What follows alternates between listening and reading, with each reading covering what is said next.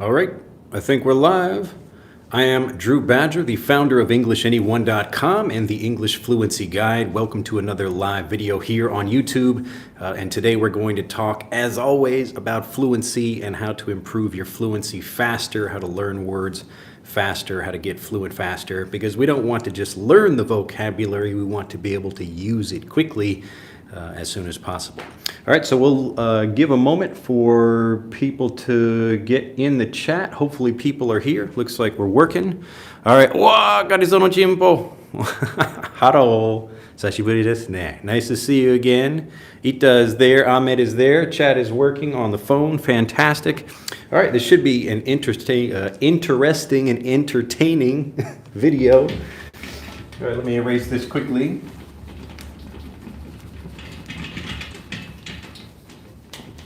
I think someone mentioned before, this is a good workout. It is a good workout. It's like the Karate Kid, if you've seen that movie, like wax on, wax off, you know, erasing the board over here.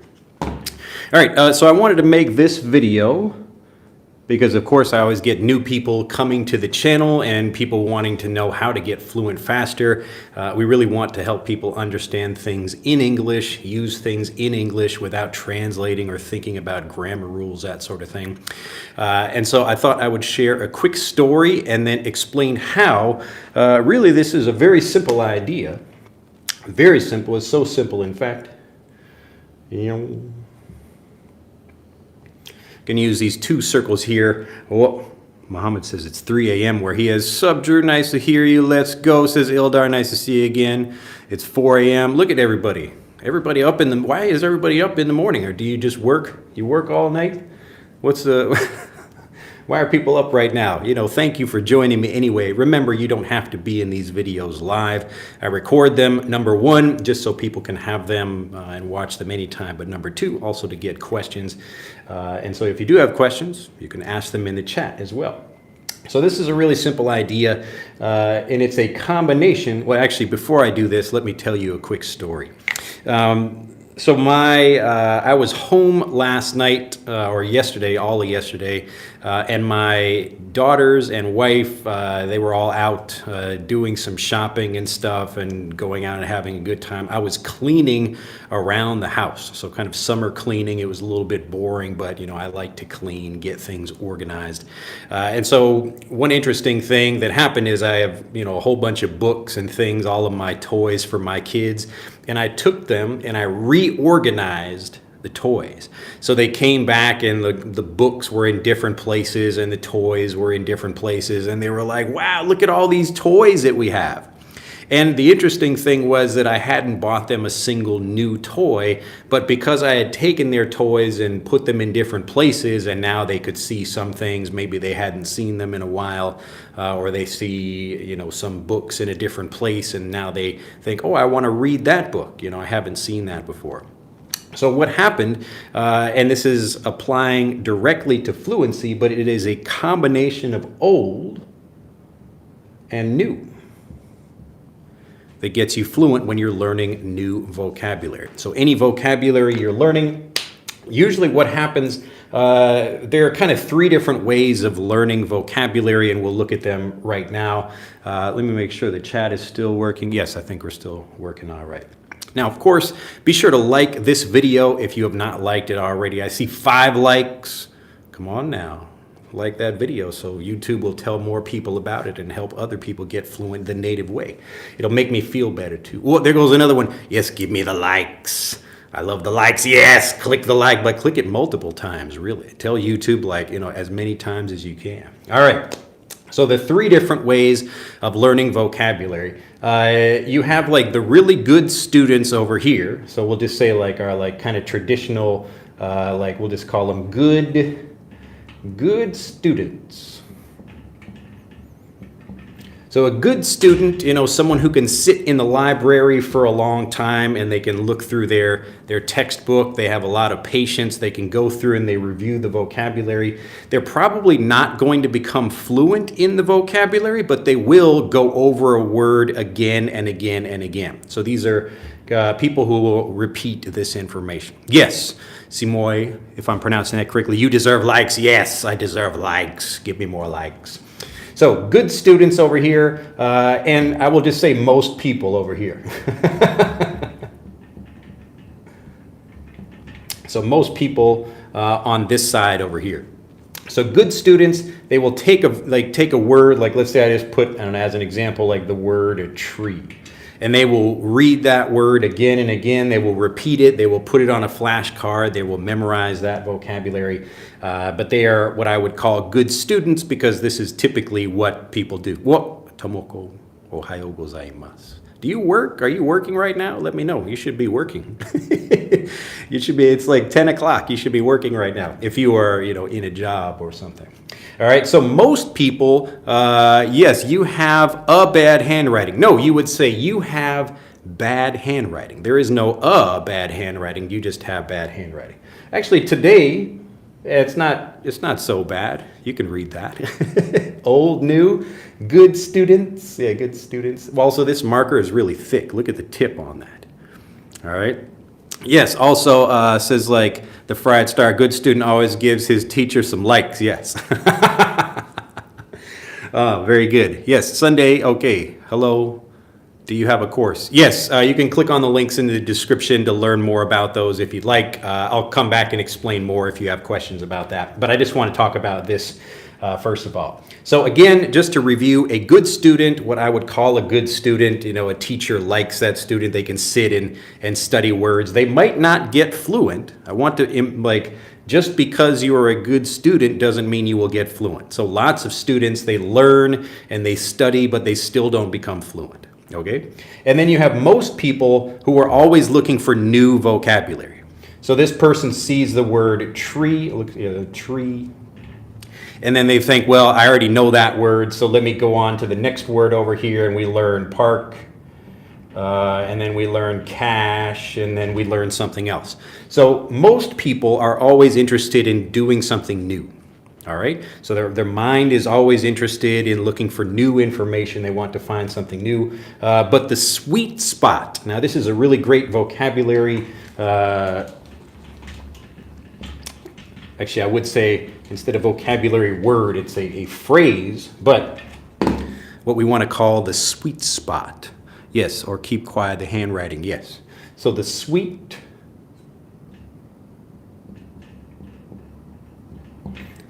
spot. Now the sweet spot, this is like a perfect example of something, a native expression people would use where it's not too hot, not too cold, it's just right. So the sweet spot. Like if I'm playing baseball, if I hit the ball at the end of the bat, so if I'm swinging a bat like this, if I hit the baseball at the end of the bat, it doesn't feel very good. If I hit it up here, it doesn't feel very good. But right here, I can hit the ball very well. This is the sweet spot of the bat. All right, so the sweet spot for getting fluent is right here. It is a combination of the old and the new. All right, so just like I gave the example of my daughters, I took the same toys and reorganized them. So I put them in different places. I took the same books and reorganized them. I put them in different places. All right, so when they see the books again, wow, everything looks new and it keeps them interested. Now, the reason this is important is because you must review vocabulary if you want to get fluent. But the important thing is how you review the vocabulary, all right? If we only take old vocabulary and just repeat that again and again, it's going to take a lot longer to get fluent, and we probably won't get fluent in that vocabulary because it's not preparing us for real life. So we need to be prepared for the real mixture and the variety so we can have actual dynamic communication in conversations with people, okay? And if we only learn new information all the time, then we're not reviewing anything. So if I watch lots of random YouTube videos, here are 10 phrases about this and 10 phrases about that and this and that, then I'm not actually remembering anything. So I might have a passive vocabulary, but I'm going to have trouble with developing fluency, all right? But the sweet spot, all right, the exact sweet spot is right here. We have a combination of the old with the new, all right? So it's a combination of the old with the new. And this means we take vocabulary we already know and we learn it in different ways, all right? Joseph says, how can I implement your method with ChatGPT? All right, so as an example, just asking about how we would implement this with ChatGPT, we want to make sure that we get whatever the vocabulary or the grammar or something, and then we get lots of different examples of that thing, all right? Get like 100 different examples of the same grammar point. All right, so we want to make sure we review, but in slightly different ways. And this is why I call it naturally varied review. You've probably heard me use this before. Again, I repeat myself, but I want to say things in slightly different ways. So naturally, make sure that's fitting there, varied review. So naturally varied review is in here, okay? So if we just look at vocabulary like some word and we just repeat it over and over again, we don't have any newness to that vocabulary, it will be very boring, all right? And if it's only new vocabulary, we won't remember that vocabulary. So we want to take this, and there are, of course, lots of other good reasons to live in this sweet spot of vocabulary learning, but the most important one is this gets us fluent the fastest. So this helps us learn new vocabulary and review it in different ways, and that's how we can use it fluently. So it's just like me taking my daughter's same toys, same books, and just organizing them, putting them in different places. That's one example. I'm rearranging them. And they think, wow, look at all these new toys we have, just because they haven't played with some toys in a while. And so they go through different cycles. We actually take away some toys, put them in a box or something in a different room, and then maybe a month later we will bring those toys back and put them back, and now they think, wow, look at all these new toys we have. So instead of going out and like getting new toys all the time, that's a smart way to not only does it save money, but also I don't have to worry about them thinking about new things all the time. They get smart about new ways of using old stuff, okay? And so this is your kind of way of tricking the human mind, tricking your own mind into getting fluent faster, all right? So let's look at, so again, an example of this with ChatGPT. And I just want to say that ChatGPT is going to be good for giving you lots of examples of things. But Google can do the same thing. So if I just search like a particular grammar point or vocabulary, something like that, Tomoko, can I say it fusion? Yes, it's kind of like a mix or a blend or a fusion of these two things. A fusion, to fuse these different things. So if I'm using ChatGPT, that's really going to give me text examples, and maybe I can get some like robots to read that speech in different ways. I mean, you could kind of do that, but it probably wouldn't sound as natural as you would hear it in a real conversation. And you also can't see people speaking. So there are limits to what you can do with ChatGPT, but certainly ChatGPT is great the same way Google is for getting lots of different examples. So I don't want to just repeat the vocabulary by itself, like on a flashcard. I want to get lots of different examples of that thing. So if I have a word like, I don't know, tree or whatever, then I don't want to just repeat that again and again. I want to hear that in different ways, okay? It's more formal for ChatGPT. Yes, and so like you will get clear pronunciation, and they're good examples. And you can also, I would prefer Google actually, because I know, like, just to make sure ChatGPT isn't making any mistakes with what it gives. So it could give you some mistakes, or it could say something that maybe people don't use. But I can also look for recent common examples. So if I go to Google and I'm trying to learn like let's say just whatever, some useful vocabulary. Let's see. So let's say I learn the word I'm reading, or I'm an English learner and I hear the word trounce. Trounce. Trounce. Now you might not know this word. This is one of my favorite words in English. I just think it's an interesting sounding word. Oh no, I gotta sneeze. Oh no, it kind of went. Maybe it will come back. I hate when that happens. You gotta sneeze and you kind of lose it. We'll see. So to trounce something. Now, if an English learner gets the word, or they see a word like this and they don't know what it means, they have two options. they can look it up in a dictionary, and you could look it up in an English dictionary or in a, like, you know, whatever your like your native language if you want to get a translation of the word, or you can get lots of examples, all right? And so we have a word like trounce, and I put this word into Google, and I could say like examples of trounce in a sentence, and I just type that into Google itself. And I can also search by most recent examples. So like examples in the past month or in the past year or something. So I want to see if people are still using the vocabulary, how people are using the vocabulary. So again, like ChatGPT, so someone else just said ChatGPT does make mistakes. Like it can make mistakes. And of course you can find mistakes on Google, but usually it's from like real people making examples of things. And the point really is not to check just like one source. Google is great because it's going to give you a bunch of different examples from different places. And so trounce means to like destroy something badly, but it's because I've gotten many different examples that I recognize that. So I watch a video and the word trounce is used in that. It's like a guy, an announcer talking about a boxer, like one boxer trouncing somebody else. Like he really beat that person badly, okay? Or one team trounced another team. And you look at the score, it's like 13-1. All right. So if the score is like 5-4, you're not trouncing the other team, but 13-1, wow, you're really beating that other team badly. And it's with, again, we're having a combination of the new with the old. So we're looking at the same word, but in different ways. Okay. Fusion, it's like a music style. Yes, so similar to that, again, we're taking two different things and mixing them, but the interesting thing about language learning is that we can't just take vocabulary and repeat it again and again. That's going to be a very long process if it gets you fluent, and for a lot of people it doesn't. And often maybe they will learn a new word and review it very little, so they will maybe repeat that word a few times and then they will move on to something else, okay?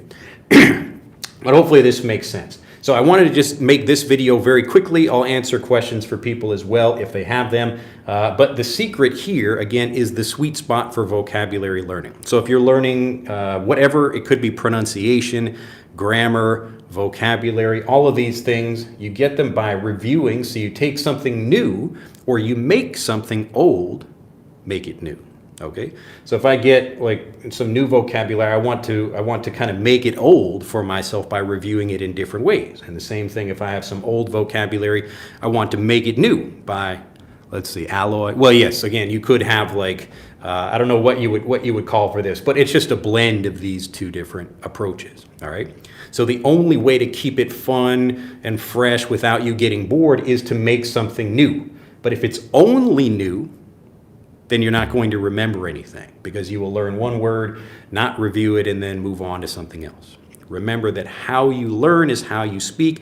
And the important thing for vocabulary building is that it's not how many words you know, it's how well you know the vocabulary, okay? How well you know the vocabulary. So as I always say, remember that many young English-speaking children, they don't know a lot of vocabulary, but they still communicate fluently because they get this, all right? They get this combination of the old and the new. All right, let's see.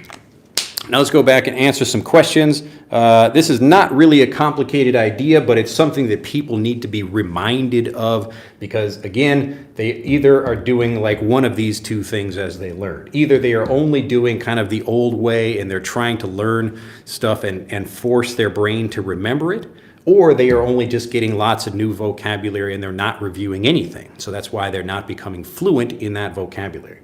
So when you do either of these two things, that's when you also start thinking through grammar rules or thinking about or translations for both of these. So if you don't know the vocabulary very well, then you will start translating when you speak because you don't know the vocabulary very, very well. And if you only review it again and again, you won't be prepared for when you have this in real conversations.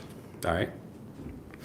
All right, let's see here. Go back and answer some questions. All right. Yes, so Eunice says, you're definitely right. A good student definitely could not be fluent. Yes. And so you could, I really want to make this point because you can be a good student but not become fluent. Okay? And you can, and it's a different process when you're reading or writing or even listening to English. And this is why you can take a written test and still get a good score on that, but have trouble in conversations because you don't have time to think.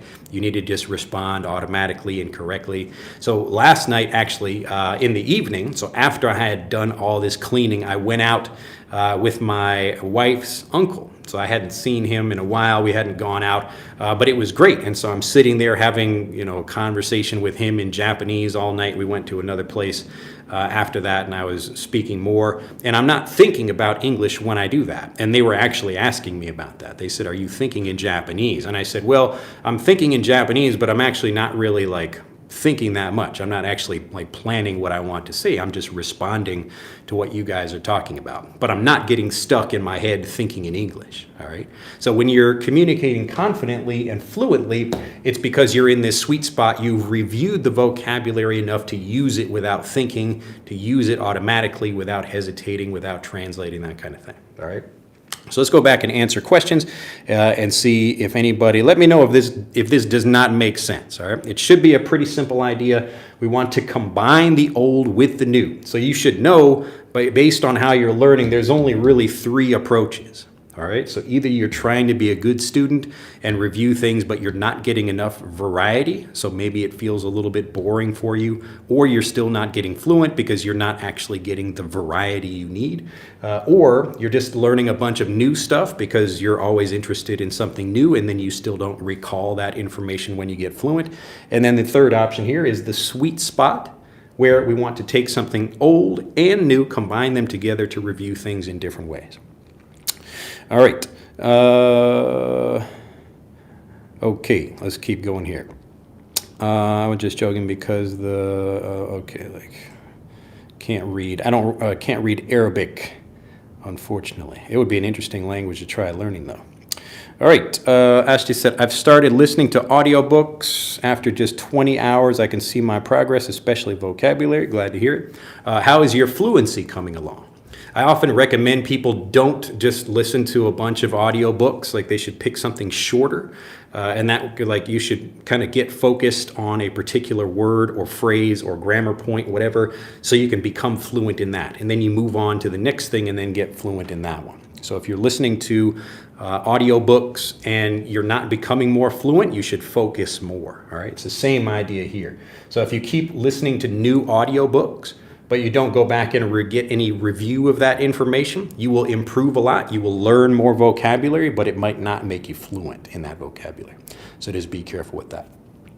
All right, let's see. Bayou says, "Hi, Drew. Could you explain the difference between find out and figure out?" Okay. Well, find out. If you think about it, both of these phrasal verbs, so if we have find out, so find is the key word here, and figure out. Figure, also the key word here. So find out and figure out, again, both of these are phrasal verbs. When you find something out, it means you discover it. All right? So you can imagine, I'm looking around something and, oh, look, what did I find? I found something, there's something buried. What's that under here? Well, I found a marker. All right, so I found something physical, so we can think about finding it that way. And when you find something out, usually it means you discovered not something physical, but you discovered some kind of information, you learned something, so that's when you find something out. All right, figuring, when you figure something, this is talking about numbers or calculating something, we're thinking about something. So maybe I'm spending time, a friend of mine gives me a math problem, and it's 2 plus 8 less than 4, x equals, whatever. So I'm trying to think about that. I'm trying to figure out the problem. So this is more thinking about solving something. But we can use both of these in a similar situation. So I found out the solution. I mean, you could say that. You would more, in this, it's more about just finding. We wouldn't typically use find out a solution. So some non-natives might use that, but that would be, I mean, you could grammatically say that, but it would be awkward and unnatural. We would just say to find the solution. All right. So in the case of a math problem, I'm trying to find the solution, or I'm trying to figure out the solution because I'm trying to solve something. But if I'm looking for something like I discovered, oh, I learned some new information, I found something out. So I'm looking for something and I want to make sure I like discover that. All right. But maybe I'm just out looking around and like, oh, like I found like, you know, some new information, or I learned something interesting. Maybe I was not expecting to do that. So today I found out that I have a brother. Like I just learned that information. I didn't figure that out. Someone just told me that. All right. So my mom said, "Hey Drew, just letting you know, you actually have a brother." And I went, "Wow, okay, I didn't know that. I'm 42 years old. I didn't know I have a brother." So I found that out. All right. But if I figure out that information, it's like I'm maybe finding some clues or using some information to get that idea.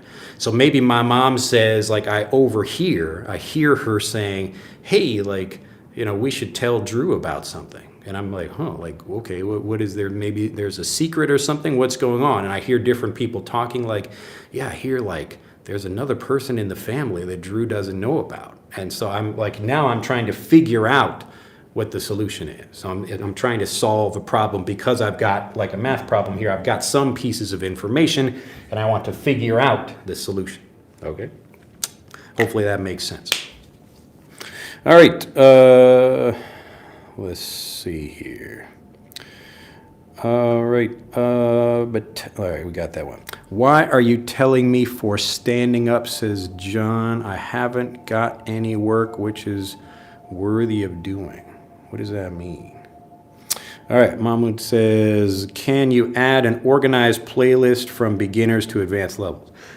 I did that already. So if you go to our channel playlist and you go to like the best, it's a playlist called Best Beginning Learner, I think like Best Beginning Grammar or something like that. But if you go to that playlist first, you will find From Zero to Learning. Also, if you get Frederick, that's much better for learning a lot of the vocabulary. It's much better organized. And that's in the link in the description below this video. So if you want to learn pronunciation, grammar, vocabulary, and improve your listening as well, then you can click on that link in the description below this video. And that's Frederick, so you can get that as well. And that's the app, and that's going to teach you much faster and let you control the learning rather than you learning through video. So interestingly, I wanted to make software before making YouTube videos or any kind of video, because software is easier for you to control the learning. But people didn't have smartphones and things when I started making videos, so I just made videos instead and then made software after that. All right, let's see. Is creating a lot of sentences with target vocabulary helpful? Will it help me to get fluent? Yes, absolutely. And so that's part of this idea here. So I want to focus on a particular word and then really get a lot of examples to help me understand that all in English. Because you're looking for what I call the aha moment. It's where you understand something, you're like, ah, now I know what that means. So often you will get 1 or 2 or 3 examples of something and maybe you don't really understand. And that's when you need a translation. That's where you're looking for help, like a grammar explanation or something. But if you get enough examples to where you actually feel comfortable and confident and you really understand it, aha, now I understand what that vocabulary means, or the grammar or whatever, that's where you start using it fluently, all right? So the tricky thing about learning is that you can learn, if I give you like one example, then you probably won't remember it or really understand that. But if I give you 2 examples and then the 3rd and 4th and 5th and keep going, then you will after a while, because of all the examples, again, it's the combination of the old and the new. So it's not just getting new word, new word, new word. We want to have an old word in a new way. All right? Okay, hopefully that makes sense. But yes, that's the way to do it. Let's see. Pal says, is it truth? So you would say, is it true that you can improve your accent by putting a pencil on your mouth when you speak in English? What? Like what? Like this or like that? What do you mean? Is it true that you can improve your accent by putting a pencil on your mouth while you speak English? I don't know. Maybe there's like a certain, I don't know, like a ooh sound or something. I don't know what you mean by doing that. But for actually improving your pronunciation, just like this, I don't want to hear only one teacher say something again and again. I want to hear a combination of old and new. So I want to hear 5 different native speakers saying the same thing. That's going to improve my listening and also improve my pronunciation. Because usually what happens is people, like English learners, will only get a single example from one teacher. So they go to their English class and their English teacher says something very clearly, very slowly, and maybe they're not a native speaker, so they're not getting a native, natural pronunciation of that. But if you hear 10 different people say something, that's that combination of the old and the new. So the old is the same phrase, the new is 10 different people saying that.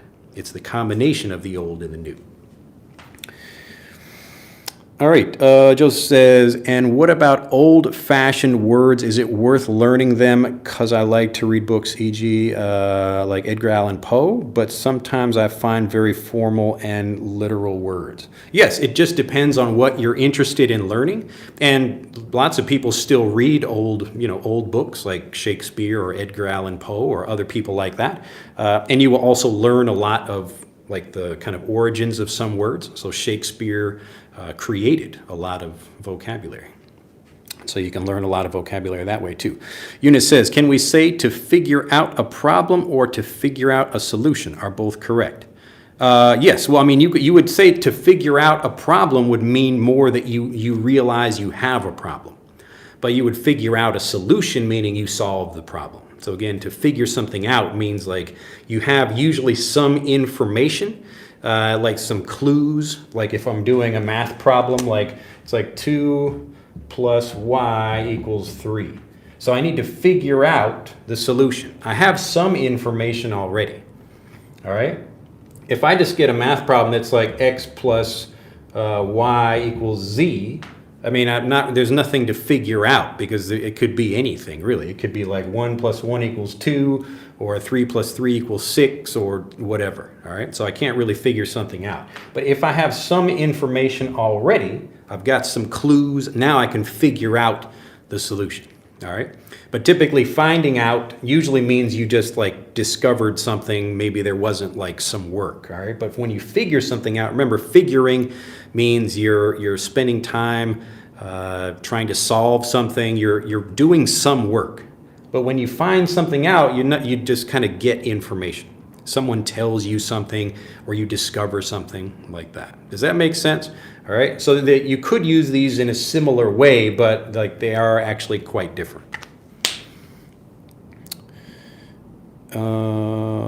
Let's see. Okay, and Alejandro says, hey Drew, what's up, bud? I'm doing well. How are you, buddy? Tiger, Sport, how are you doing over there? You got to learn those like English casual greeting things. Eunice, I'm trying to figure out how this machine works. Yes, so in that way, like you've got some information about the machine. You're looking at it, you know, maybe you push a button over here or over there, and that's how you get something to work. So you're trying to figure out how it works, okay?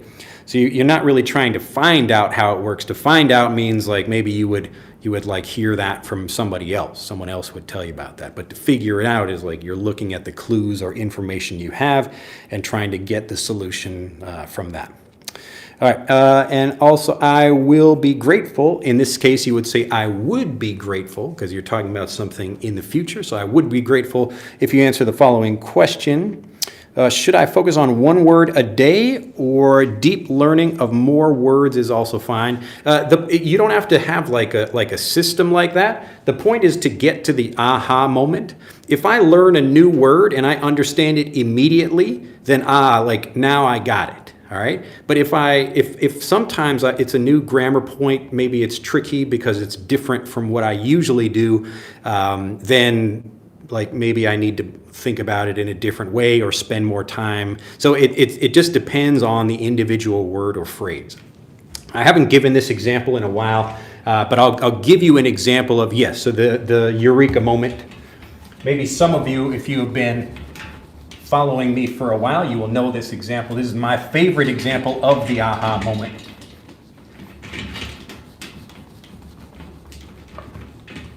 But this should make it more clear rather than like the typical way of like, well, give me like, I need to do it specifically. Do I need to review a word 100 times to remember it or just once or whatever?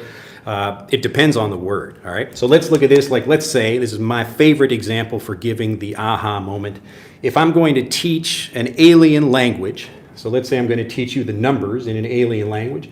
If you have seen this before, don't spoil it for people. It's a great thing to give them that aha moment when they see how it works. So I'm going to teach you the numbers 1, 2, 3, 4, 5, 6, 7, 8, 9. And if I want to teach you these, so these are like the Arabic numerals, you already know what these are. But if I want to teach you the new numbers in an alien language, so I'm going to give you like this.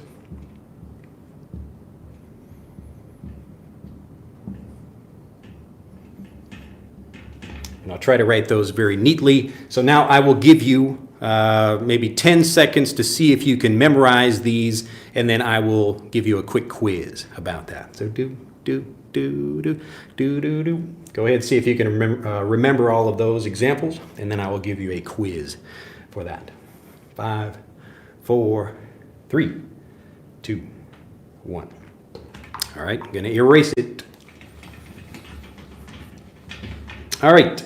Now, I'm going to give you a quick quiz. Let's see if you can translate those numbers that I just gave you.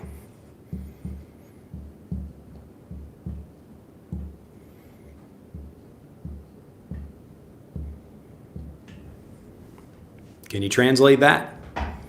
Do you remember which is which? Now, this is an example of how people normally teach languages. So they're going to give you an example of something you already know, and then we're going to just translate those, and hopefully you remember that. But it doesn't really give you the aha moment. You're not like, I get it. Like, I really understand how something works, okay? Can anybody translate that? Does everybody remember what numbers these are? I'll give people a second in the chat. Even if you only know one or two. No way I can't remember, says Blackbeard. Anyone else? Can anyone translate all of these? How many do we have? 1, 2, 3, 4, 5, 6, 7, 8, 9, 10 numbers. Let's see. 3, 5. Let's see what people have here. So we got 3. What do they say? 3, 8, 5, 8. What was that? 3, 5, 8, 7. 3, 8, 5, 8, 7. And then what's the bottom? 1 in the last 9. Written Hebrew teacher. Yes, so it kind of looks like Hebrew a little bit. Yes. The last one is 7. This one is 7. Yeah, so this one is 7 too. All right. Now, the interesting thing about this example is even if you remember what these are, it's still using a lot of brain power. And by tomorrow, you would probably forget them. Okay?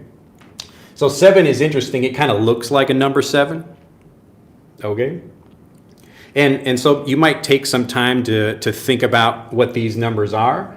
But it's much easier if you get that aha moment and you're like, now I get it. I understand how this works. All right?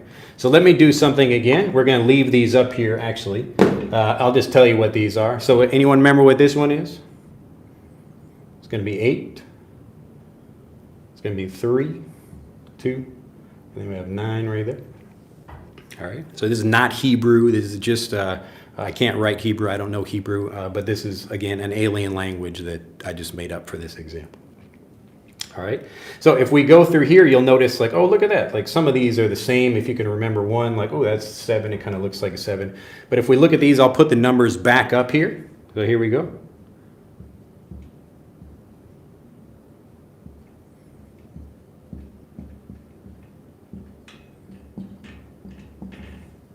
All right. So A looks like Arabic. Yeah, it's interesting. I'm sure there is some overlap between these. All right. So here's where the interesting thing is. I'm going to give you the aha moment right now. Watch this. It's actually pretty cool. So if we look at all these numbers over here.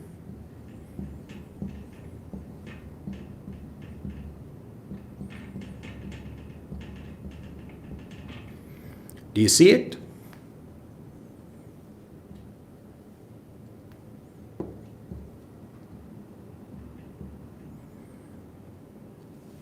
feel that? Did you feel that in your mind where you're like, I got it? Everybody getting it? All right, so we have number 1 right here. Number 1. Number 2. Number 2. Number 3. Number 3. Number 4. Number 4. Number 5. Number 5. Like that. Sudoku. All right, Mr. Mario, I understand now, okay? So now that you know this, you can easily take this and think like, okay, like now I could figure this out. So I could put 100 numbers over here, and now you would be like, now you're basically fluent in that. And this is a little bit different from like being able to communicate without translating or something, because I'm basically giving you a mnemonic. So this is a way of remembering the vocabulary, but it's okay to use these for something like writing. But the reason I'm giving you the example is just to show you there's a feeling you get when you understand something. And when you understand something in a new language, in that language, not by translating that thing, then you feel really good, like, oh, look at that, like, I got it, okay? So when you hear a new word, you might not get it at first. You might not understand that thing. And so the thing you might want to do is like get an example from like, I don't know, like a translation or a dictionary definition or something, but you're not really getting the aha moment. You're kind of cheating, and you know you're cheating because you feel it in the conversation when you're not very confident about the vocabulary. So I want you to feel very confident, and now, like if you had to write all these down on a test, you would get a perfect score because you had the aha moment, you understand how it works. All right, so it's the same way, just like going back to our example before, where we have a connection between the old and the new. The old and the new. So OLD and the NEW. Old and the new. And that's how we get fluent. So we want to wait. If we just get a new example of vocabulary or grammar or something, you have to have a little bit of patience because you probably won't get it immediately. It always takes more than one example, almost always. Sometimes you will get it immediately, but especially if it's a grammar point that's a little bit trickier for people, it will take more time. All right, so hopefully that makes sense. All right, let's go back, answer a few more questions. Let's see what we had here. All right. Let's see. All right, so Mahmoud said, I've already done the whole playlist already. Also, you can make playlists. Basically, the stuff we have on our channel, you have like the basic information that helps you understand things all in English, and then most of the vocabulary beyond that is kind of like this video, where I'm taking more natural, giving you more natural examples and helping you understand those things and using that vocabulary. But then the highest level is what we have in Fluent for Life, where we really want to take you to the native level, to the fluent level, so you can understand things and communicate like a native. All right, Tarek says, hello, sir. From a teacher to a teacher, salute. I learn a lot from you. I really like your approach. Glad to hear it. Yes, so all I'm doing is helping people learn English the native way. And actually, it's more efficient than the native way, so it's kind of better than the native way, really. But the more native examples you get, the faster you get fluent. All right, Alejandro says, the thing is how, don't forget what you learn. Yes, Drew, thank you for answering my questions. Yes, it's my pleasure. Let me know how to pronounce your name. I can't read the Cyrillic. Mahmoud said, I think he means mouth apart exercises. Yeah, I have no idea. But I mean, there are lots of ways to improve your pronunciation. If you've ever seen the movie like The King's Speech, I think they put like some marbles in his mouth or something. Try to make him pronounce things. But it's much easier if you get lots of different examples, okay? So I need to get like different examples from different people. And if I can do that, like hearing 10 different people say, you know, hello, how are you? So maybe a young child is like, hello, how are you? You know, it's going to be higher pitched. It's going to sound a little bit different. And each person I might hear like a deeper voice from somebody else, the same kind of thing. All right, so if I get those examples, and then the other thing I want to do is what I call sound transitioning. So if I hear a note like ding, and someone's telling me to try to find that note on the piano, I'm probably not going to find that note if I don't know the piano very well. So I can try to listen like ding, like here's like and I'm going to maybe try some different keys until I find that note. And that's how sound transitioning works. So instead of like ka, I might say like ka, ko, ki, ke. I'm continuing to make the sound as I move my mouth in different ways until I find the right pronunciation. All right. And, okay. All right, so Tomoko says, what is the most difficult grammar people use in the conversation? The most difficult grammar? I don't know. I think some grammar is easier for different people, so it's a hard thing. There isn't like, I don't know, maybe some like potential, like, or talking about the future or unreal something. And also, yeah, it kind of depends. I don't know if there's like the most difficult grammar point or something. Old books provide the origin of actual words, says Anonomio. Yes. Let's see. A says, what do you think of certificates for teachers like CELTA or Delta and so forth? And do you have any of them? No, I do not. So I don't claim to be like, I don't have a master's in education.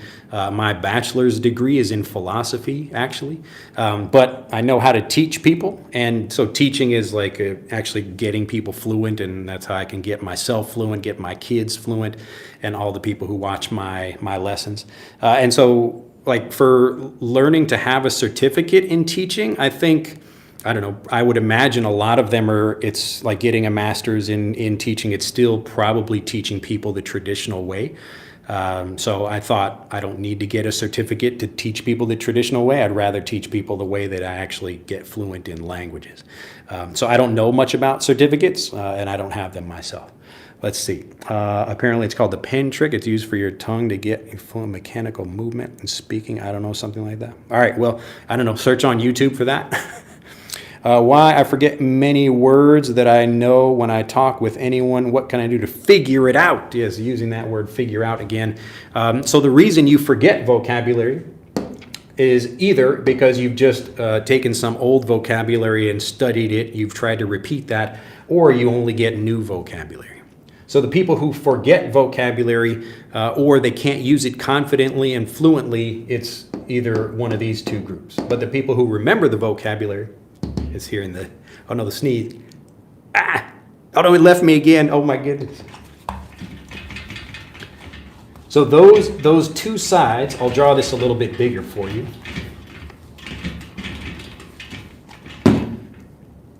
So remember, we have our two approaches here. We have the old and the new.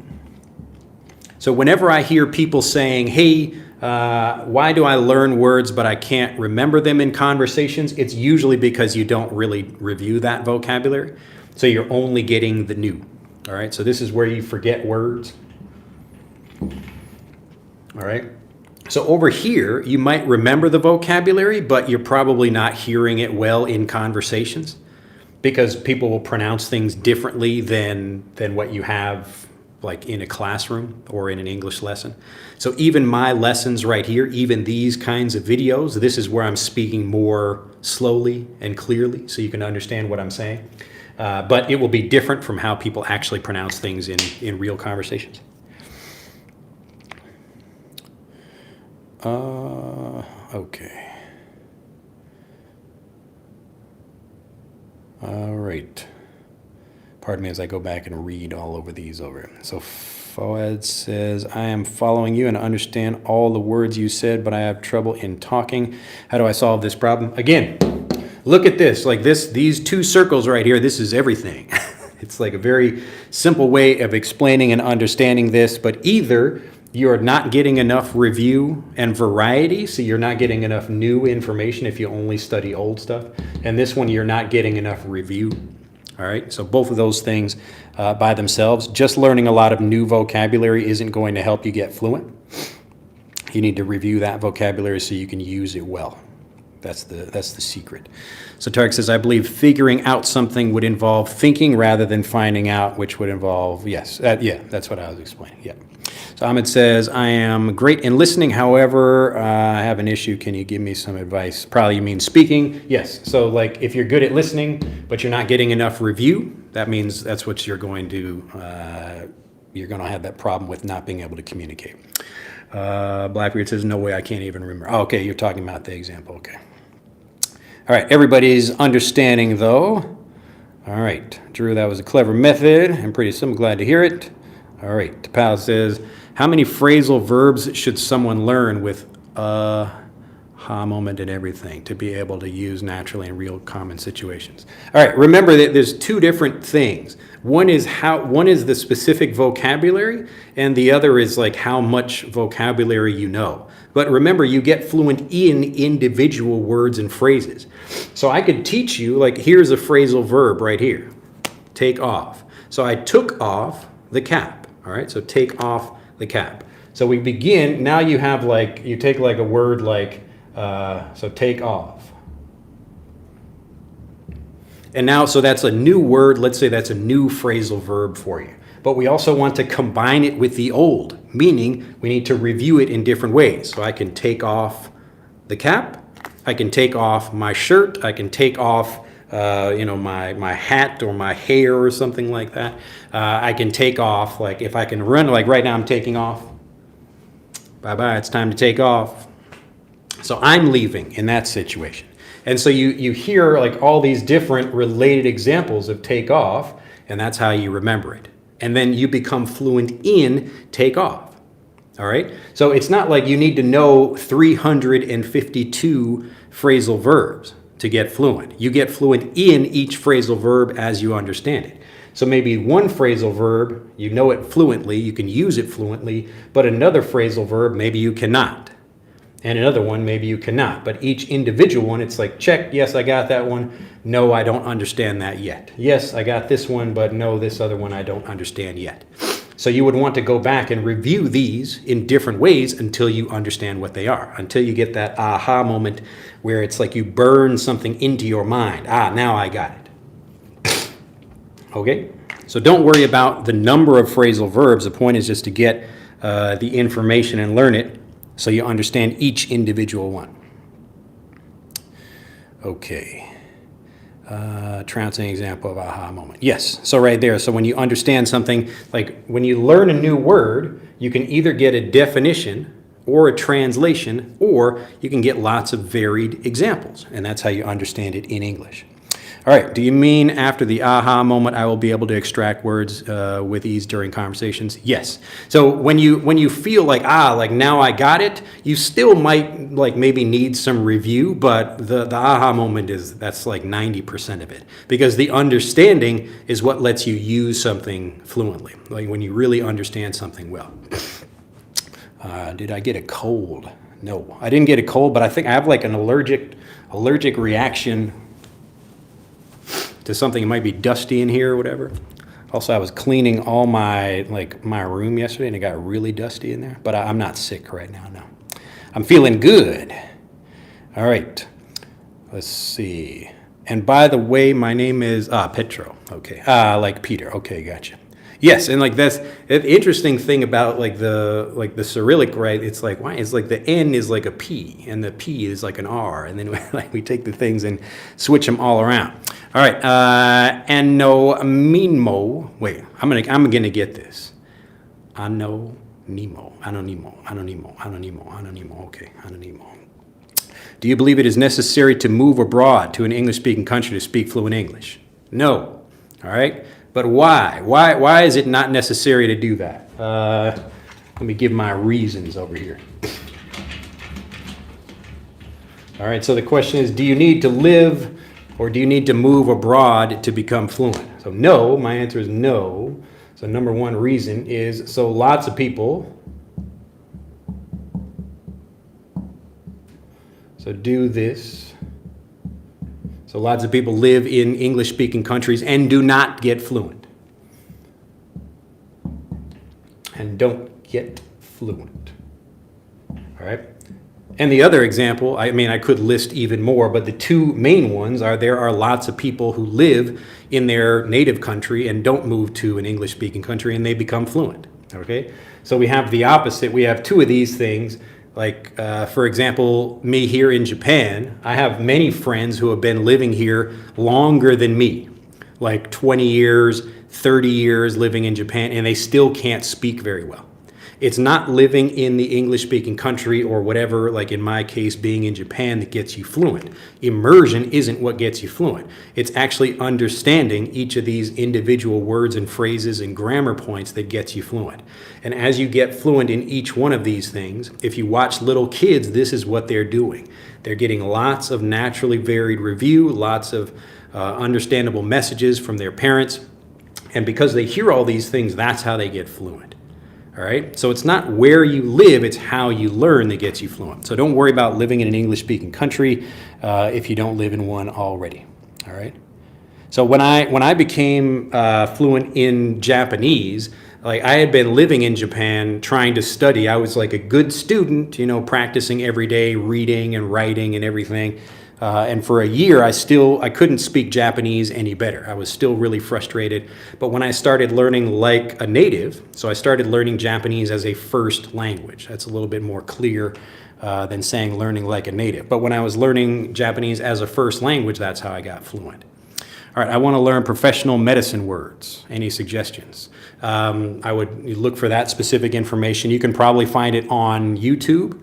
So look up probably like videos about cardiology or dermatology or whatever the particular medical field is, and you will find lots of videos about that. But the key is to get naturally varied review. So you want to watch like 10 different people talking about surgery, or 10 different people talking about, you know, like heart fixing, or, you know, whatever that thing is. But you want to get lots of examples. That's how natives learn it. All right, talking about grammar, says Pal, would have has been very difficult for me to understand. Yes, so like I would have something, and there can be different examples, like I would have done something in the past. So yesterday, like I would have gone to the park, but I had to clean. So I would have done something, like that was, I wanted to do that, I would have done something, but, you know, I had to clean instead. So I would have done something. All right, Danielle says, hi, good evening, teacher. Give me a brief explanation why I understand English very well, but don't speak as good as listening and to even speaking every day with my husband. You probably just don't understand the vocabulary as well as you think you do. And you will know this because you will be fluent in some vocabulary and not others. Okay? So remember that you have an individual word or a phrase or a grammar point or pronunciation or something, and each one of these things, you are either fluent in that or you are not. So either you understand it well and you use it well, or you do not. And when you're in a conversation, you're taking these things and putting them together. Okay? It's like a chain. So I made a video about that recently, but each one of these things is a piece in that chain. And if I am not fluent, like I could be fluent in this and fluent in this, but oh no, like I don't understand the grammar very well, that will break the whole sentence. So we say in English, and maybe you have something similar in your native language, so a chain is only as strong as its weakest link. Weakest link. So a chain is only as strong as its weakest link. So if we look at this like a chain, we've got 3 chain links. These 2 links could be very strong. But if this link is weak and it breaks easily, then the whole chain breaks. So we always have to look at what is the real problem with communication. Like I know this word, and my pronunciation is good, but oh no, I don't really understand the grammar point, like would have. It's like I can't remember how to use would have in a sentence. So that's the problem. It's not the vocabulary or what you or how you say something, because you have all these other things just fine. The problem is this. And so we always want to look at the weakest link and solve that problem. We want to figure out, okay? So first we want to like find out or figure out what the problem is. Okay, so I'm searching, this is okay, so this is the issue right here. Okay, and it's different for different people. So some people, maybe they know grammar very well, but they don't have a lot of native vocabulary.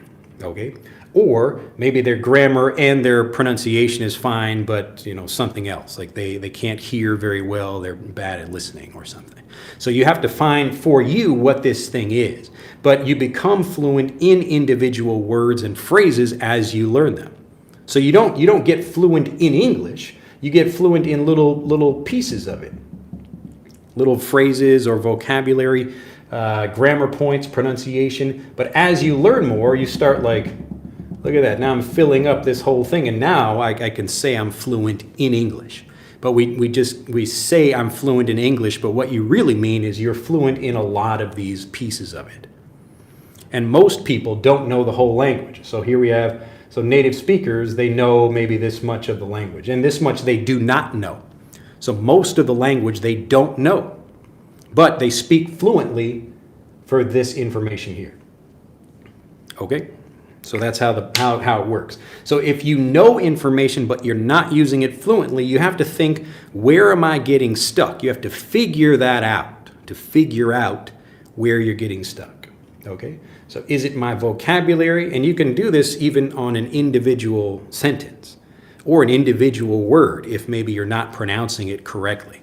So if you hear something, like I think I've told this story before, there is... at the train station near my house, there's an announcement for like a toilet. And I understand generally what they're saying, but I can't hear the word.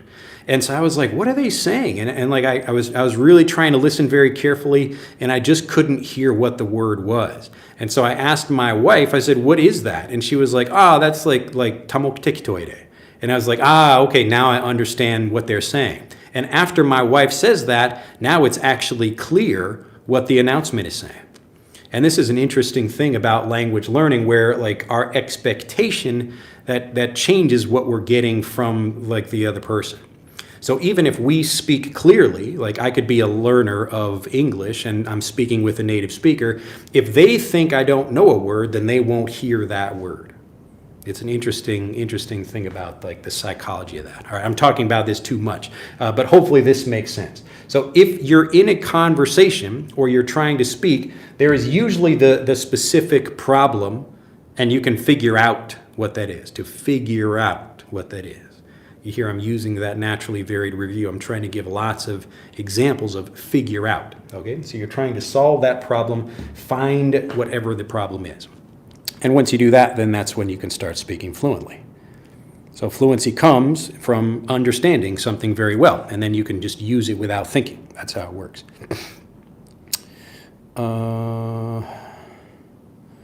Okay, let's see. Bless you anyway. Maybe I didn't catch a comment or something. Joseph says, do you think it is true that it is better to write by hand than computer if I want to write sentences to learn vocabulary? I think like for learning English... yeah, I mean, I would write it by hand. I think it's more important not for like learning the words, but for learning grammar, writing by hand. So the same thing for me learning Japanese. Like I could type out Japanese kanji, but I'm not going to remember them very well. It's much better for me to write them down by hand. But for English, you'll learn the spelling better if you write it by hand, and also the grammar and the structure for full sentences, because it slows the language down and it makes it a little bit easier to review that way. Anna from Spain started 4 years ago from scratch, just listening YouTube videos. I understand 80%, yet unable to speak a word. Yes, and so we're going to have another example here. Like you're probably getting a lot of like, depending on what you're listening to, you're not getting enough review of the vocabulary. So you're getting a lot of either old stuff, like too much old, or too much new. You got to be just right. It's like the story of the 3 little bears. You know that one? Like dad's bed was too hard, mama's bed was too soft, but the baby bed, that was just right. Just right. Okay. I answered that one already. All right, that's the difference between take and, what's the difference between take and bring? It's just your perspective. So if I'm here and I'm holding something, I will like I will like bring this with me, but I could also, it's just, here, let me draw a picture. Now remember, you can use something like take and bring, and they can basically mean the same thing, but like the nuance is slightly different. So if I'm here, so this is me and I'm holding, let's say I'm holding a cup, all right, or whatever that is. I don't know what that is. I'm holding something. And I'm talking about like being here and like going to that place. I could talk about like I'm taking something with me, all right? To talk about like I'm kind of going from here to this location over here. Now bring is basically the same thing. I can also talk about bring, but it's like I'm kind of thinking about like from this position and I will like bring it here. So take is kind of like from here and moving that way, and bring is like I'm kind of thinking about the destination and like bringing it with me. All right. Now natives are not thinking about the vocabulary this deeply, and some people might even disagree. They're like, well, wait a minute, if I'm taking something, it's basically the same thing. But yes, so you can use both in this situation. All right. So in this situation where I'm moving something from one place to another. So I'm taking something from here, like I'm right here, and I'm going to take it over here. So I'm moving it from one place to another. But if I'm bringing something, it's kind of like, yeah, I'm thinking about the party or the place where I'm going, and then I'm going to carry that thing to this point, okay? So that's the slight nuance in that. If you ask natives, they might think about it that way. But that's just for this situation. So if I'm talking about a train, like I would take a train from one place to another, but I can't like bring a train unless I have a toy train. I'm going to carry it with me. Okay, so it depends on the situation, and then you learn things. You get fluent in that vocabulary for a situation. So now I know the difference, or I can understand slightly take versus bring for me carrying something or moving from one place to another. Take versus bring. But a train, like we can just say, like I take a train, I take a bus, I take an airplane, something like that, going from one place to another. Okay, so it's a similar idea, like I start here and I go to some other location. But I don't bring a plane with me, like unless it's a toy plane and I'm carrying it along. And that way it would be like this. Okay. All right. All right. Good questions, though. Let's see. What time is it for you? Vinicius says, if you're asking me, it is, what time is it? 11:06 a.m. here in Japan. All right. I appreciate your lessons. Says Ray vibes only. Glad to hear it. A says, this is awesome to hear, but I think your teaching approach is not totally random or without basics. I mean, it's so practical and fun, so there must be science behind it, or you're the first to adopt. No, like this is the way you learn your native language. I didn't create anything new. I know it sounds like this is a new, amazing method I discovered, but it's not. It's just the way you got fluent in your native language. All right. So how we learn is how we speak. If we learn through translations, then we will think about translations when we speak. It's just a very logical process. So, I mean, if you want to learn about like the science or the brain, like how the brain works, there are lots of things like that you can study, but the basic idea is that how you learn is how you speak. And so if you learn English as a first language, you will speak English as a first language, rather than trying to learn it like through another language and then translate and think about grammar rules and that kind of thing when you speak. All right. So just to prove that you can do this, so number one, you're already doing this in your native language. But number two, you're also like learning multiple first languages in your native language. All right. Let me just make this clear for everybody. So let's say my native language is Thai. And I'm just writing that because it's short. So my native language is Thai. I might learn different ways of speaking with different kinds of people in Thai. So I'm a Thai person and I speak Thai fluently, and I might speak with like the president of a company one way. I might speak with more formal language. I might talk with my friends more casually. So I'm using like different vocabulary, or I'm not speaking very clearly. The language is actually different. or I could be speaking even with a child in a different way. So like a mother, like a Japanese mother, they would say like the word foot. That's not a very good foot, but like it's a foot. So the word foot, I'll just put foot over here. So a Japanese word for foot, like for regular people, is like ashi. So my foot. But like for maybe a baby, you'd say like anyo. It's a completely different word, but we're talking about the same thing, but it's for a different person. But you're fluent in all of these different things. So it's like, this is like a sub-language, all right? And you will also have things where like you get fluent in your, like the technical vocabulary you need for your job. So maybe I need to talk about, like if I'm an airline pilot, I get fluent, and it's still in Thai. So a Thai person who is an airline pilot learns the vocabulary for flying an airline. And they might actually learn some English too. I think you have to if you're flying internationally.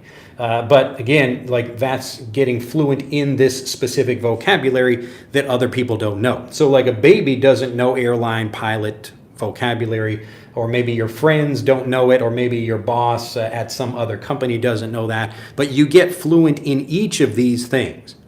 So it's one language, and you become fluent in each of these sub-languages. Okay? And that means you can also become fluent in English.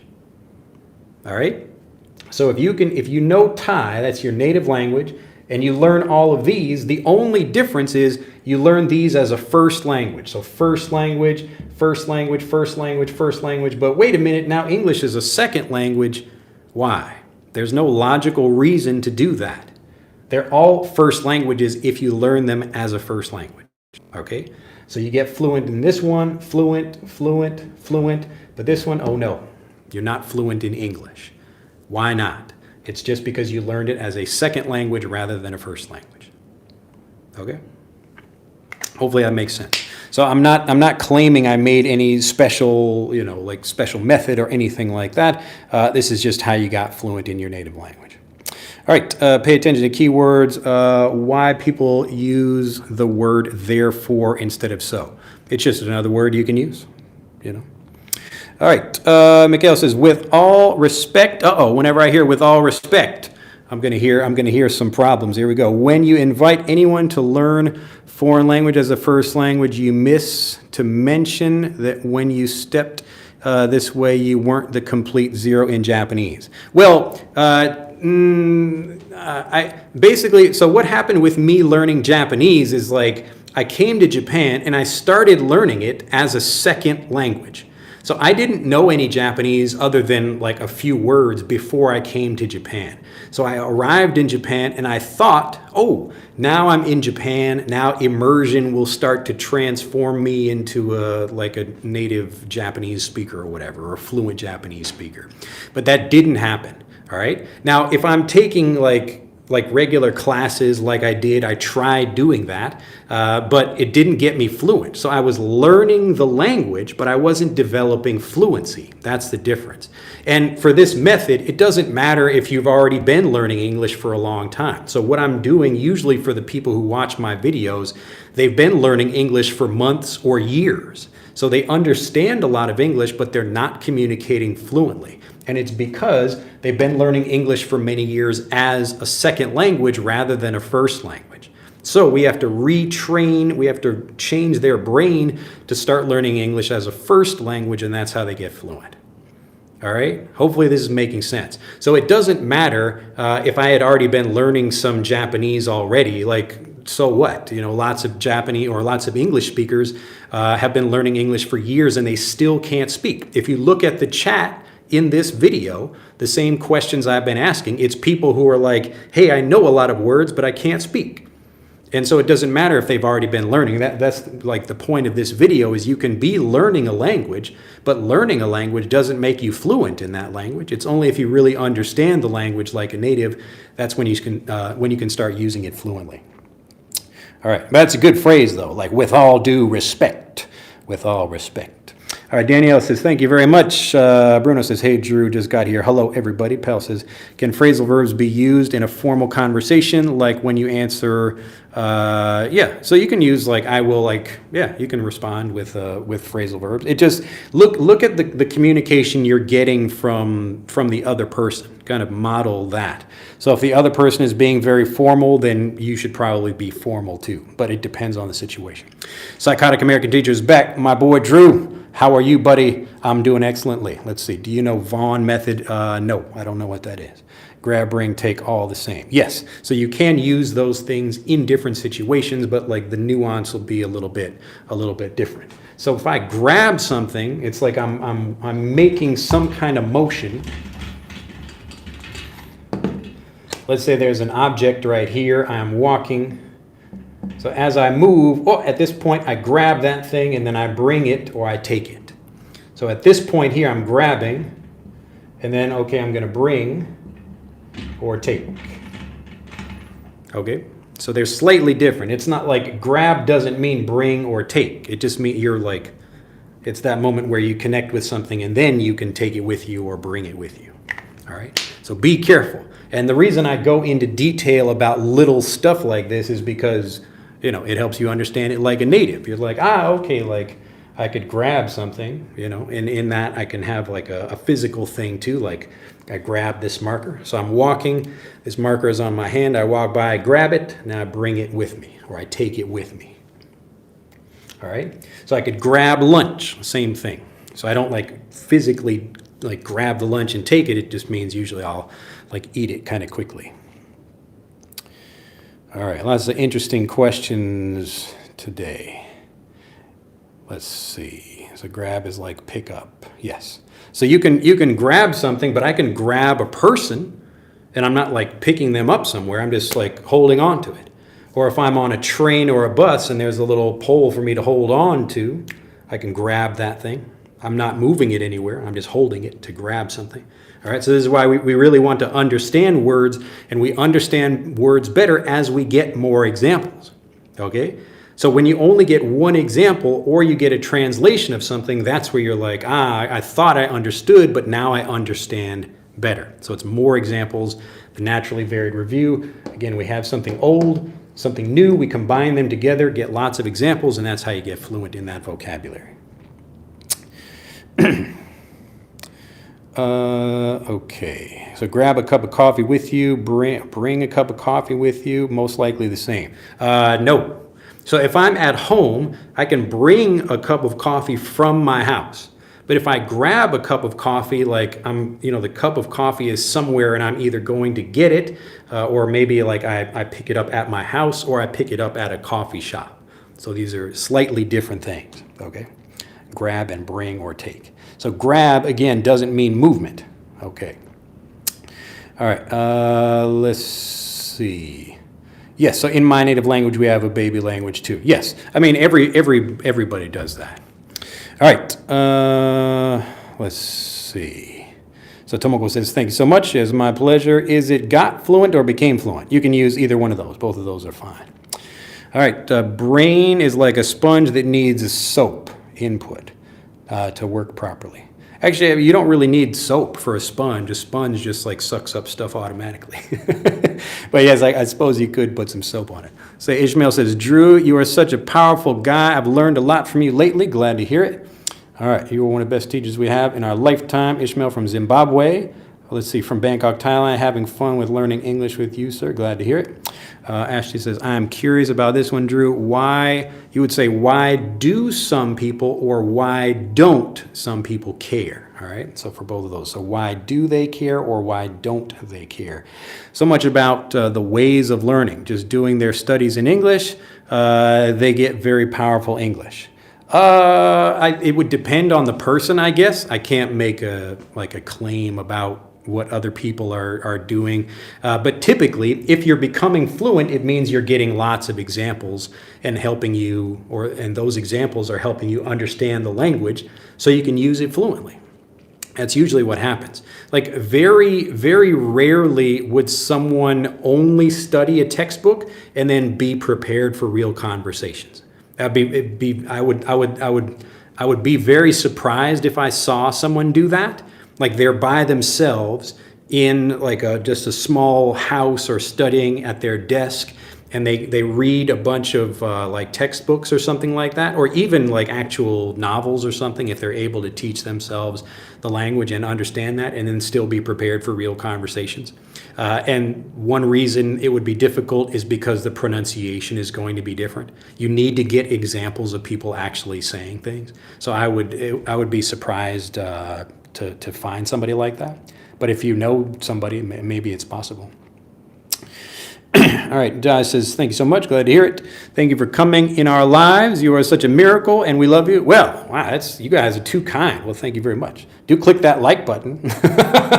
Show your love and click the like button over there. Okay, psychotic American teacher again. For a male American baby, it would be my wee-wee. For an adult man, it would be, I don't know. Yes, I know the psychotic teacher always with some psychotic examples over there. Oh, my goodness. All right. Is it I'm doing excellent or doing excellently? Yeah, you could say both of those. You'll hear people using both of those. Early morning in Zimbabwe. All right. What is up for grabs? Up for grabs. So up for grabs. This is something we used to do in like elementary school as little kids. So I would say like, who wants this candy? I'm holding up like a lollipop or something like that. So you have a little kid, and he would hold something up in the air. Here's like a piece of candy or something, and other kids would say, ooh, me, like I want that. So it's up for grabs. Like it's available for anyone who wants to take that thing. So up for grabs, because multiple people might try to grab that. Up for grabs. All right. Now, bonus points if you know what the opposite of that is. So in again, this is like a cultural thing you learn, but it's learning the vocabulary as well. So up for grabs, we're making something available. What is the opposite of that? I'll see if anybody in the chat knows, and I'll tell you the answer if you're interested. Give people a moment to see if they can figure that out. So what is the opposite of up for grabs? Did you also grab something for me? Yes. So again, like the moment of touching something and pulling it with you, okay, I'm grabbing something and now I'm bringing it with me. But in general, we can just say, yes, like I'll grab some milk from the store. It means I will like grab it and bring it back. That's the meaning of it. But I can just say, yes, I'll grab some milk. I don't mean go to the grocery store and just hold the milk at the grocery store. I mean, bring it with me, okay? All right, textbooks are not enough. Yes, so we need to get lots of real native examples. That's how you get fluent. Vinicius says, I have been learning English for 2 years, preparing to take a test. I put a lot of effort in grammar and some listening practice. I forgot some things and can't speak well fluently. Yes, again, like you have to think about the specific pieces of the language as you learn them. You are going to get fluent in some things and not others. And so for those things that you do not get fluent in, you have to just spend more time with that vocabulary or whatever. Clicked the button, yes. So call your friends and neighbors and say, watch this video. Where is my team from Peru? I need all my Peruvian students to click the like button. All right, Vinicius says, should I study all over again? I was studying with lots and lots of phrases. You should pick one thing, whatever that is. Like look at the vocabulary you know. So if you have a list of vocabulary, you can look at like, do I know this word? Okay, yes, I don't need to review that again. Do I know that word? Can I use it fluently in a conversation? Yes. If you cannot, then get more examples of that thing until you can use it fluently. All right. Okay. Glack Chin says, loving your class. It's very inspiring. You can say it's inspiring, or I feel very inspired. From a China new guy, you would say you were Chinese, or a guy in China, you could say that, but thank you very much. Bruno says the word bound. It has a few meanings, like it's bound to happen or bound up with someone. I found out the other day it can be used, suffix like school bound. Yes. Is it common? Yes. And something can also bound by jumping like that, like the rabbit was bounding something. All right. And this is why it's so important to get lots of different examples and understand these examples in context. So it's a situational thing. Vocabulary is situational. You don't just learn a word like bound, you learn a word bound for a particular situation. So like someone like the child is bounding in the park. So wow, he's like jumping very high, jumping very far. Okay? Or this bus is bound for a particular location. So you're learning the word, but you're expanding your understanding by getting these different situational examples of that thing. All right, so that's why we don't just take vocabulary. I'll give this example again. Remember, so English as a second language, we take vocabulary, like the English word, and then we just kind of get a translation from our native language, or we get a definition, something like that, a grammar explanation.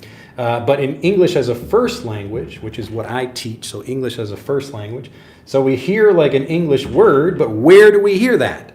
It's a situation. So there's this situation, and maybe there's a different situation, and another situation over here. And then for each of those, we get even more examples to help us understand that thing. So like the word bound, for example, it's like we're looking at that like as going to a particular place. So this train is bound for wherever. I am bound for greatness. So like I am going to be a great thing. I am bound for greatness. That child is bound for success. All right, this company is going places. It's bound to do well. Okay, so as you're hearing these different examples, that's when you become fluent in the vocabulary. So spend more time. It's the combination of the old with the new. If you only get the old or you only get the new, you do not get fluent. Fluency is in the sweet spot of the old and new together. All right. All right, I got that one. See, like, do you go live on certain days in the week or just randomly, Drew? Usually it's been like Mondays and Thursdays, Japan time. But like I don't have a specific schedule, and some days maybe I will do it, some days maybe not. Like next week, Monday, I will probably not, I don't think, do a live. Hey Drew, the English Fluency Guide. Do you remember the TV series Friends in order to learn English? Yeah, you can watch Friends if you like, but remember, like, find something you can focus on.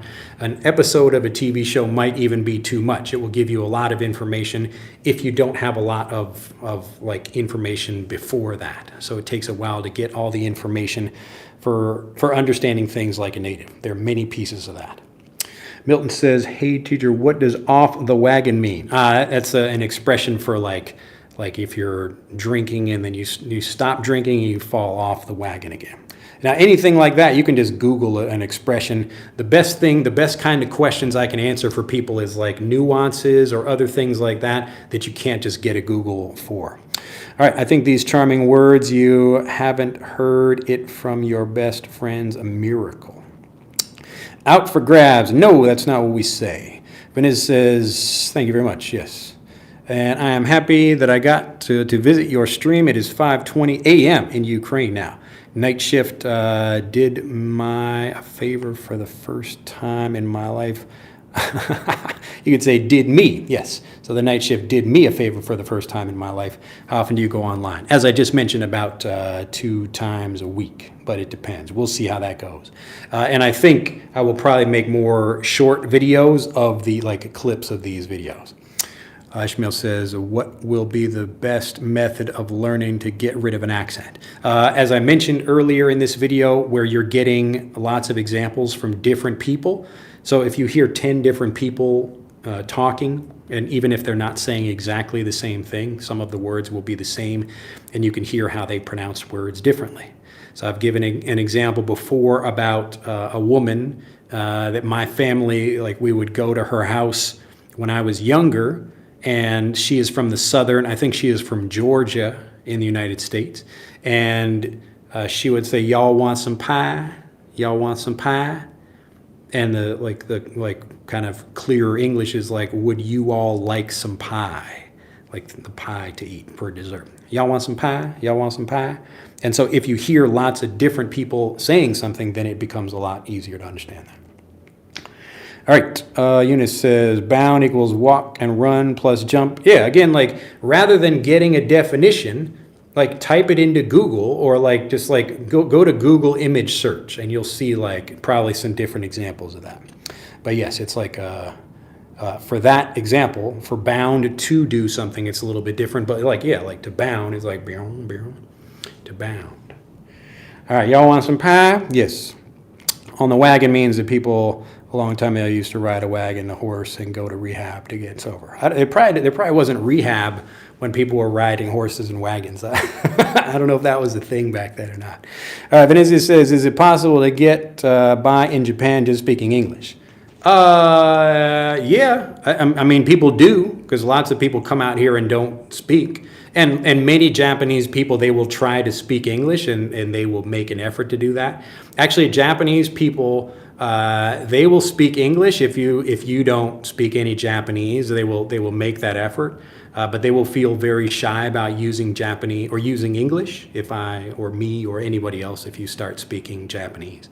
So like sometimes if I go somewhere, I will not use any Japanese just to see if people can speak. But other times I have to pay attention. I see like if they're nervous. So I went to a cafe. And this is usually for like a local place. I don't expect those people to speak any English. So a friend of mine recommended a cafe, and this is just not far from where I am right now. But I walked in there and the lady looked like kind of scared. She wasn't like nervous about me, but she was like, oh no, is this guy gonna, speak or whatever? And so usually when I go into a place like that, I will say, give a big like, konnichiwa, like letting them know I can speak. All right. But yes, you definitely can. A lot of people do. Again, like there are many people in Japan who have been here for many years and still can't speak. Also reading, like I'm not even a very good reader of the language, but you can definitely, you can get around. It's certainly better. You have a completely different life if you can speak. All right, we are waiting for Drew's live class on Sunday and Wednesdays. Yeah. Also, you don't have to watch the video live. Just come back and watch it whenever. All right, Cal says, let me ask a question, sir. Which one is more important and can force us to study when we start our learning English journey, self-discipline or motivation? I don't really think either of those. If you need self-discipline and motivation, you're probably not learning English as a first language. So learning English as a first language should be fun and easy because it's supposed to be understandable. But if you need like self-discipline and motivation, it means that you're trying to learn English as a second language, and it's probably boring and you're trying to force yourself to do something. So language learning is something we should all be able to do. It's a very natural process. You were born to speak. And so that's why everybody learns to speak their native language. It's just a natural thing. And when you're learning things, from your friends or your parents or whatever, you don't need motivation to do that. It's just a natural process. And so English as a second language or whatever language as a second language is usually boring because you're forcing yourself to do something you don't want to do. But English as a first language, it's like fun and easy, That's why people watch my videos and they're like, oh, wow, like I actually learned something and it was fun and easy and I could feel myself becoming more fluent. So when you watch lots of videos on YouTube, a lot of it is English as a second language and it's kind of boring to watch because it's just explaining grammar rules or whatever. All right, let's see how much time we got. We got a little bit of time. Okay, Drew, don't be so particular. How do they know they didn't have rehabs back then? Again, I don't know. I'm not making a claim. They could have had rehabs. That's an interesting thing to Google, though. Go to Google and find out. Like when was the first rehab center for alcoholics or whatever? I think the rehab was just like you go to the local, I don't know, like I imagine like people on wagons in the old West, you would go to, I don't know, like the local hospital or something. I don't know. Maybe they would give you some different kind of alcohol. Like, I don't know. Sanatana says, if I keep watching your videos, I can speak fluently. If I stop watching your videos, I lose my fluency. Really? Yeah. I mean, again, it's good to review information, but don't only watch my videos. You have to learn with other people, other examples from real situations, real native speakers. This is what we do in Fluent for Life. So if it's just me speaking, you're not going to get fluent as quickly or be able to understand people as easily if you actually have lots of examples from native speakers. So you need to get those examples too. I'm glad my lessons are helpful, but my lessons are probably not enough. And this is why I have lots of native speakers join me in the lessons. All right, English is considered an easy language to learn if we compare it with like Asian and Arabic tongues. Yeah, I guess. I mean, the languages are easy or hard for different reasons. But the interesting thing is that all kids learn their own language at like the same time. So little English-speaking kids, they start speaking English like 2 or 3 years old, and little Japanese kids start speaking Japanese at 2 or 3 years old. So there's nothing really different about that. I mean, the part of the tricky thing about Japanese is all of the written characters. So it takes many years to learn all of that. Regular people going to school, it takes like 12 years or something to learn all the Japanese characters that you use. But in English, we only have 26 characters. I guess you multiply that by 2 for lowercase and capital letters.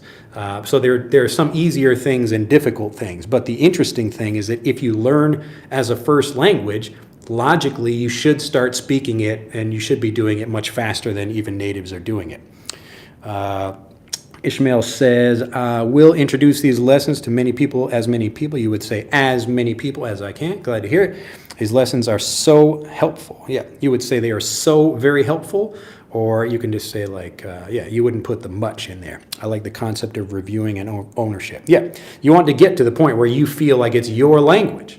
So if I hear a new word in Japanese and I don't really understand that, I'm like, I don't really understand what that means. So I will not feel confident and comfortable using it in a conversation. But when I do understand something, I'm like, now I got it.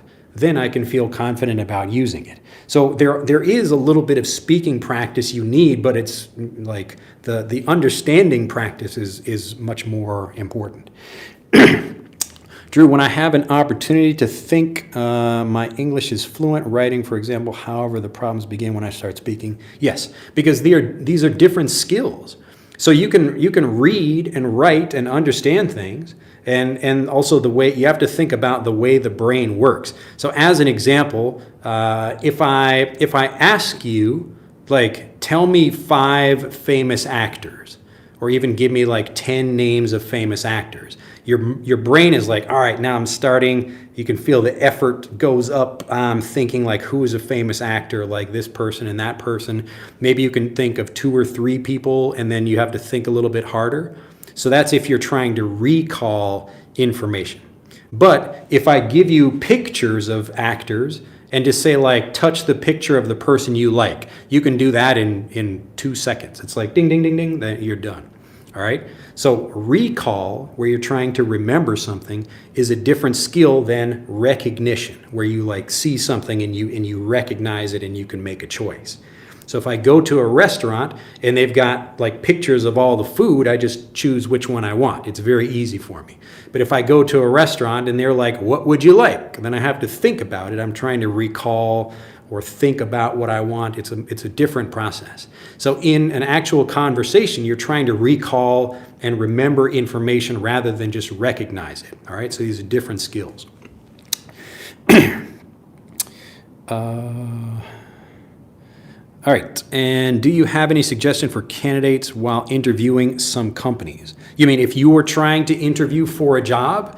If I were trying to get a job at a company, I would probably I would try to go around the traditional like application process. I would find out who is like the president or the whatever as high as I could go, and then talk with those people in like try to get directly to them, and I would find out what's going on with the company and if I could help them in some way rather than trying to like interview for a typical job. So I always wanted to do things a little bit differently so that I look different to the company. So if I just give a job application like everybody else, then I look like everybody else. But if I look at the company, I research them, and I'm trying to ask questions or whatever, then like I will be able to understand that, and I can probably have like a better chance of getting that job. Let's see. Off wagon seems to stop doing something or quit doing bad things. Yeah, but it's kind of like typically it's from alcohol, but you could use it for something else, but it's not really used for other things. Do you think it's important for a non-native to know every word a native is saying if they are speaking clearly? Well, you can certainly be in a conversation and get some new vocabulary and not know what that vocabulary is, but you can understand the general thing that they're saying. You might understand, like a friend of mine or many friends of mine in different countries, like I might have a friend from New Zealand or from the United Kingdom or Australia, and I understand what they say, but they're using some vocabulary I don't know. So I have a friend from New Zealand, and he's like, oh, that's flash. And I'm like, I think he means that's cool, but I don't know for sure. But I can understand from the context what something means. So I know the word flash, but he's using it in a slightly different way. It's like, oh, that's so flash. That's a cool thing. Or if I see like a friend in the UK, he uses a phrasal verb like tart it up, like to tart something up. And I'm like, well, I don't like, no, we don't use that expression in English, but I can understand from the context. He's like, look at that girl all tarted up over there with like too much makeup or something. It's like, okay, I understand what that person means. So there will be times when even natives don't understand everything that they're hearing, but that's why it's important to focus, number one, on the context, and then you can learn other pieces like from that. Ishmael says, do you have any of your videos that talked about the difference between have and has? Yes, if you go to the channel and look for that video, there should be a video about have and has. Let's see. Krishnantha says, Typhoon do desu ka Nagasaki? Moloteo. It's all like we finished the typhoon a while ago. Tokyo kara desu. Nice to see you there. Hello. Nice to see some Japanese in the chat. Joel says, some hands and a thank you. Very good. Noticed. Thanks a million. Anonymous says comprehension of what's happening in the movie or whatever content that you're consuming is quite recommended. Yes. If you don't understand, then that's going to be a problem. For sure. Off the wagon means is sober or not getting sober. Yes, that's the general way of people using it. All right. Well, I think we got to the end of our lesson over here. But thank you all for joining me. We got to the end of the chat. Before I have to sit down and enjoy some lunch. Look at that. So I grabbed some lunch at home and I brought it with me. All right. Thank you so much. Drew says Jay's family. Good to see Jay and all of his family are watching this video. Yes, tell your family to click the like button. Get everybody there. Eunice says thanks. Thanks, says George. Nice to see everybody there. If you'd like to learn more about getting fluent, the things that I talk about in these videos, these are the general principles of getting fluent, but I actually take you through step by step and get you fluent even if you don't speak in Fluent for Life. So you can click on the link in the description below. Nils is back. Nice to see Nils at the end. Melissa is there too. Also wanted to see, I didn't think I saw, let's see, Past and Flash, send our regards to your family. Yes, Jay and all of his family, that's right. Thanks. Yes, everybody coming in. Thank you for everyone. Also, let's see if I had anything else. Anything else? Let's see. I think we got, yes, I got some short videos. Let's see. We're probably going to make like some new short videos because I'll take pieces of these and then turn them into shorter videos so people can let me know if that would be helpful. Hopefully it would, but yes, I think that'll be the end of this video, but want to say thanks for everyone joining me. Again, click on the links in the description below this video if you'd like to learn more, especially about Frederick. If you want something like very similar to what I'm doing now, but the actual steps to get fluent, just go through that process. It'll get you fluent and help you improve your pronunciation, listening, everything else. All right. Last questions. I have many years of watching your classes since Master English. Glad to hear. Yes, Vilfredo, nice to see you there. Alarm went off, my electricity went off is totally different. Alarm went off, my electricity went off is totally different. Yes. So again, like the vocabulary, you have to learn it situationally. And some things will be related and sometimes they are not. but you understand it more like a native as you learn like a native rather than learning in your native language. All right, have a fantastic day, and I will see you all in the next video. Bye-bye.